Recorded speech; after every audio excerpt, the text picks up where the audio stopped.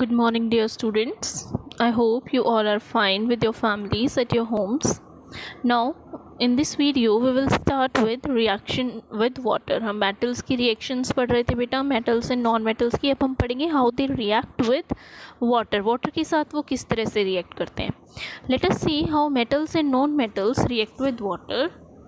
Sodium metal is very reactive and it reacts vigorously with oxygen and water. A lot of heat is generated in the reaction. It is therefore stored in kerosene. This is very interesting बेटा. जो sodium होता है, sodium को kerosene के अंदर dip करके रखा जाता है. Y?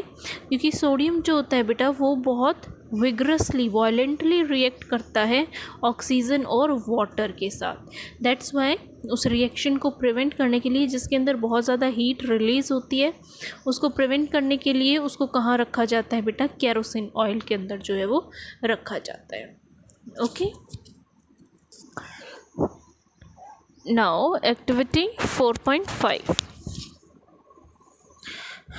Take a 250 ml beaker or glass tumbler, fill half it with water. Now carefully cut a small piece of sodium metal, dry it using a filter paper and wrap it in a small piece of cotton.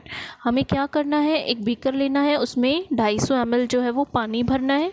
उसके बाद एक sodium metal का छोटा सा piece cut करके उसको dry करना है, अच्छे से फिल्टर पेपर से साफ़ कर देना है ताकि अगर उस पर कोई ऑक्साइड की लेयर है तो वो रिमूव हो जाए, और उसको कॉटन के अंदर जो है वो रैप कर लेना है.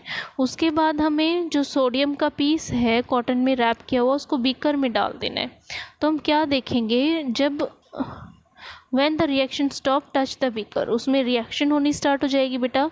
और जब हम बीकर को टच करेंगे तो बीकर जो है वो बहुत ज़्यादा गर्म हो चुका होगा. तो इस सॉल्यूशन को अगर हम रेड और ब्लू लिटमस से चेक करते हैं तो उसके बाद हमें पता चलेगा कि ये एसिडिक है या बेसिक है. तो वो गर्म क्यों हुआ बेटा? वो गर्म इसलिए हुआ क्योंकि उसमें क्या हुआ? हीट रिलीज़ हुई. अभी हमने पढ़ा कि लार्ज अमाउंट ऑफ हीट जो है वो जनरेट होती है, और इस टाइप की रिएक्शंस जिसमें हीट जनरेट होती है उसको बोलते हैं हम बेटा एक्सोथर्मिक रिएक्शंस. क्या बोलते हैं? Exothermic reactions.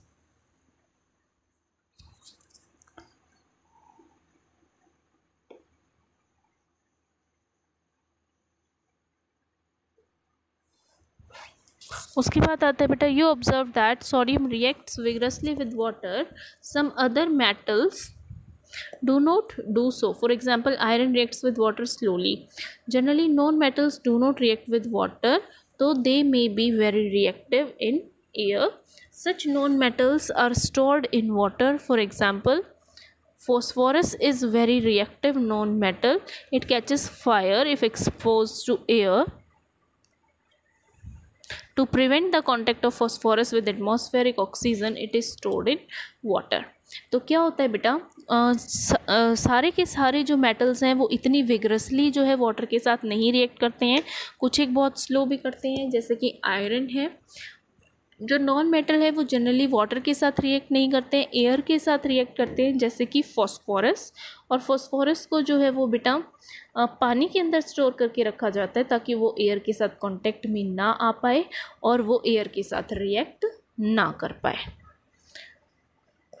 Next is reactions with acids. Acids के साथ रिएक्शन. अब हम देखेंगे कि मेटल्स और नॉन मेटल्स जो हैं वो एसिड्स के साथ किस तरह से रिएक्ट करते हैं. ओके, हमें एक्टिविटी गिवन है. Next activity 4.6.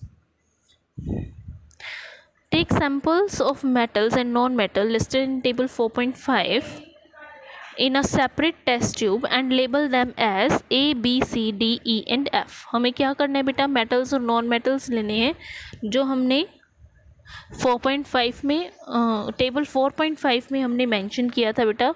उसके बाद हमें क्या करना है? उन सबको लेबल कर देना है A, B, C, D, F. फिर हमें ड्रॉपर की हेल्प से HCl डालना है टेस्ट ट्यूब के अंदर बेटा. 5 ml टेस्ट ट्यूब्स लेनी है अलग अलग, और उन टेस्ट ट्यूब्स के अंदर 5 ml HCl डालना है. 1 by 1 observe the reaction carefully. उसके बाद if no reaction occurs in the cold solution, warm the test tube gently. Bring the burning mastic near the mouth of each test tube. Repeat the same activity using dilute sulfuric acid instead of dilute HCl यानी hydrochloric acid, and observe your record your observations. तो इसमें क्या करना है बेटा कि जो वो मेटल्स हमने थोड़ा थोड़ा टेस्ट ट्यूब में लिया, उसमें ड्रॉपर की हेल्प से हमें 5 ml HCl डालना है और फिर रिएक्शन देखनी है कि कौन सा मेटल किस तरह से रिएक्ट कर रहा है। और एक बर्निंग कैंडल को बिल्कुल हल्के से जो टेस्ट ट्यूब है हमारे उसके माउथ के पास लेकर आना है।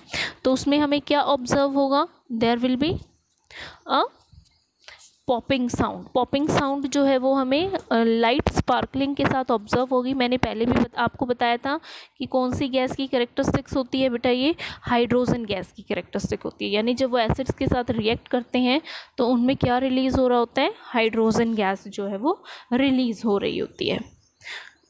तो इस तरह से जो है वो मेटल्स रिएक्ट करते हैं किसके साथ, एसिड्स के साथ, and they will release hydrogen gas.